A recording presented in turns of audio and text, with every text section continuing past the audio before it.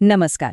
शिष्यवृत्ती परीक्षेच्या तयारीमध्ये आज आपण एका खूप महत्वाच्या आणि गूढ मिळवून देणाऱ्या विषयाबद्दल बोलणार आहोत. आणि तो विषय आहे विरुद्धार्थी शब्द. चला, काही सोप्या युक्त्या वापरून हा विषय एकदम पक्का करून टाकूया. आज आपण काय काय पाहणार आहोत त्यावर एक नजर टाकूया. सगळ्यात आधी विरुद्धार्थी शब्द म्हणजे काय हे समजून घेऊ. मग एक अशी जादूची युक्ती शिकू ज्यामुळे शेकडो शब्द लक्षात ठेवणं सोपं होईल. त्यानंतर काही महत्त्वाचे शब्द बघू, मग प्रश्नांचा सराव करू आणि शेवटी परीक्षेसाठी एक पक्की रणनीती ठरवू. मग तयार आहात? चला सुरू करूया.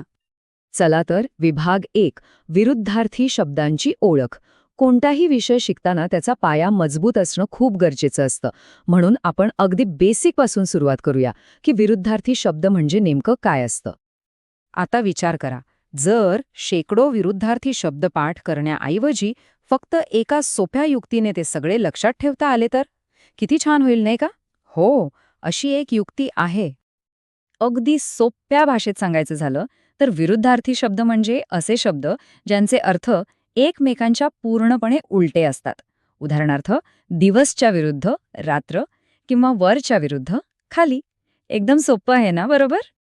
आता विभाग 2, उपसर्गाची जादू. आणि आता वेळ झालीये ती जादूची युक्ती शिकण्याची, ज्याबद्दल आपण बोलत होतो. ही खरंच एका जादूसारखीच आहे, जिथे फक्त एक छोटासा अक्षर किंवा शब्द जोडून आपण मूळ शब्दाचा अर्थ पूर्णपणे उलटा करू शकतो. चला बघूया हे कसं होतं. तर हीच आहे आपली प्रिफिक्स ट्रिक किंवा उपसर्गाची युक्ती. प्रत्येक शब्द पाठ करण्याऐवजी आपण फक्त काही महत्त्वाचे उपसर्ग लक्षात ठेवणार आहोत आणि यामुळेच अनेक विरुद्धार्थी शब्द आपल्याला आपोआप ओळखता येतील.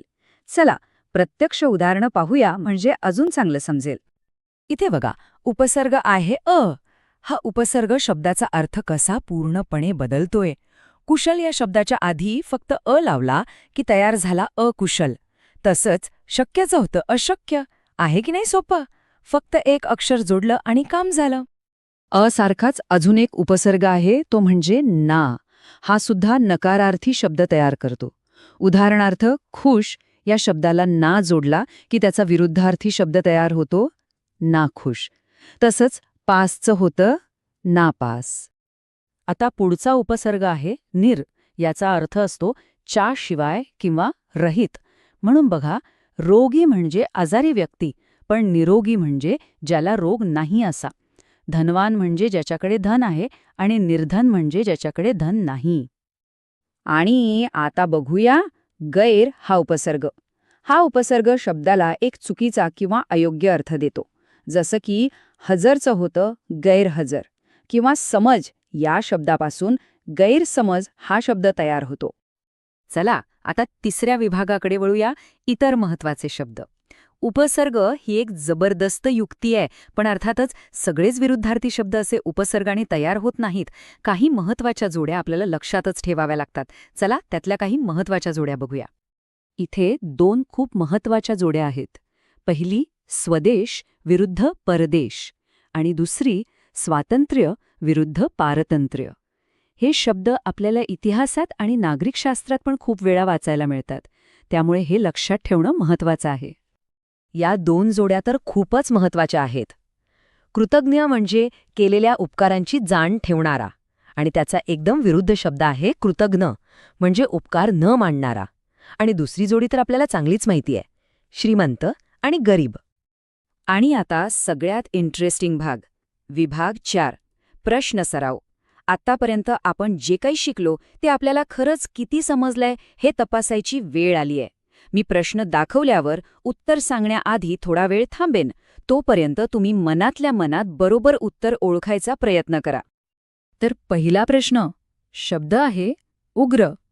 याचा विरुद्धार्थी शब्द कोणता असेल? उग्र या शब्दाच्या अर्थाचा नीट विचार करा आणि योग्य पर्याय निवडा. आणि बरोबर उत्तर आहे पर्याय बी, सौम्य. हे उत्तर का बरोबर आहे? कारण उग्र म्हणजे आक्रमक किंवा तीव्र आणि सौम्य म्हणजे शांत किंवा हळुवार. हे दोन्ही अर्थ एकमेकांच्या अगदी विरुद्ध आहेत. रागीट हा तर समानार्थी शब्द झाला आणि बाकीचे 2 पर्याय तर संबंधितच नाहीत. पुढचा प्रश्न जरा वेगळा आहे. हा आपल्या उपसर्गाच्या नियमावर आधारित आहे. या 4 शब्दांपैकी असा कोणता शब्द आहे जो ना हा उपसर्ग वापरून तयार झालेला नाही? नीट विचार करा. आणि याचं बरोबर उत्तर आहे पर्याय सी, नाजूक. आता हे उत्तर का बरोबर आहे? कारण नाउमेद, नालायक आणि नापसंत या शब्दांमध्ये मूळ शब्द आहेत उमेद, लायक आणि पसंत. पण नाजूक हा स्वतःच एक मूळ शब्द आहे. जूक असा मराठीत काही शब्द नाहीये ज्याला ना लावून नाजूक तयार होईल. समजलं? आणि आता आपण आलो आहोत शेवटच्या विभागाकडे. विभाग 5, महत्वाचे मुद्दे. आपण बरेच काही शिकलो. चला तर मग परीक्षेसाठी हे सगळं लक्षात कसं ठेवायचं याची एक सोपी 3 सूत्री रणनीती बघूया. तर परीक्षेमध्ये यश मिळवण्यासाठी ही आहे आपली 3 स्टेप स्ट्रॅटेजी. स्टेप 1, प्रश्न दिसल्या शब्दात अ, ना, नीर किंवा गैर सारखा उपसर्ग आहे का ते शोधा. याने उत्तर खूप पटकन सापडतं. स्टेप 2, जर उपसर्ग नसेल तर आपण लक्षात ठेवलेल्या खास जोड्या आठवा, जसं की स्वदेश परदेश. आणि स्टेप 3, जी सगळ्यात जास्त महत्वाची आहे, भरपूर सराव. जेवढा जास्त सराव कराल तेवढा आत्मविश्वास वाढत जाईल. एक गोष्ट लक्षात ठेवा, विरुद्धार्थी शब्द शिकणं हे फक्त परीक्षेपुरतं मर्यादित नाहीये. यामुळे आपली भाषा अधिक समृद्ध होते, आपल्याला शब्दांच्या वेगवेगळ्या छटा समजतात. तर मग जाता जाता एक विचार करा की आज शिकलेल्या शब्दांपैकी कोणती जोडी तुम्हाला सर्वात जास्त रंजक किंवा अनपेक्षित वाटली आणि का? यावर नक्की विचार करा. पुन्हा